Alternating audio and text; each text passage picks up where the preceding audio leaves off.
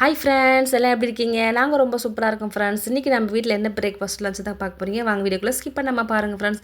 இது என்னதுன்னு பார்த்தீங்கன்னா கோதுமை மாவு தான் ஃப்ரெண்ட்ஸ் நான் கலக்கிட்டு இருக்கேன்.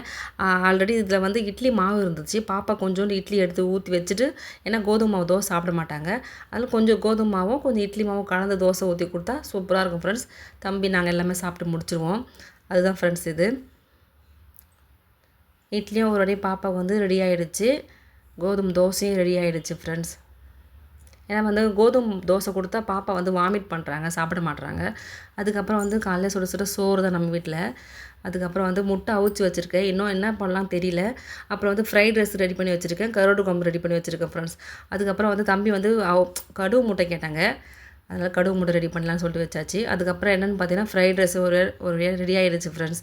இது வந்து வெஜ்ஜு ஃப்ரைட் ரைஸ் தான்.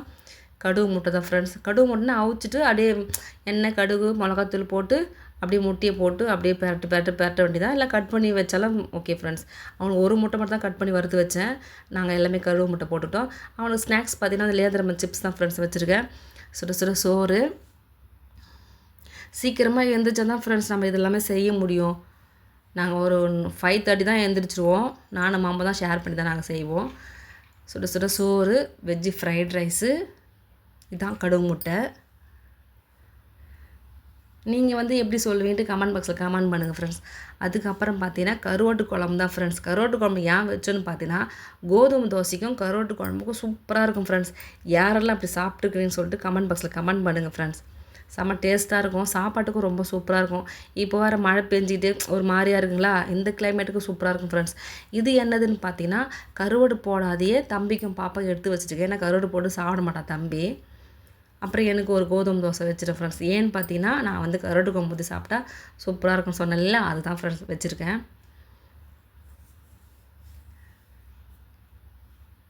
அவ்வளோதான் ஃப்ரெண்ட்ஸ். எங்கள் வீட்டில் வந்து இன்றைக்கி இதுதான் ஃப்ரெண்ட்ஸ் பிரேக்ஃபாஸ்ட்டு, லஞ்சு எல்லாமே.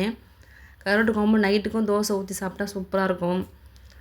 அவ்வளோதான் ஃப்ரெண்ட்ஸ். இந்த வீடியோ பிடிச்சிருந்தா லைக் பண்ணுங்கள், ஷேர் பண்ணுங்கள், கமெண்ட் பாக்ஸில் கமெண்ட் பண்ணுங்கள். மறக்காமல் நம்ம சேனலை சப்ஸ்கிரைப் பண்ணிட்டு பாருங்கள் ஃப்ரெண்ட்ஸ். நானும் சாப்பிட ஆரம்பிச்சிட்டேன் ஃப்ரெண்ட்ஸ். Okay bye. நெக்ஸ்ட் ஒரு வீடியோவில் பார்ப்போம். நெக்ஸ்ட்டு என்ன வீடியோ போடலான்னு சொல்லிட்டு கமெண்ட் பாக்ஸில் கமெண்ட் பண்ணுங்கள் ஃப்ரெண்ட்ஸ்.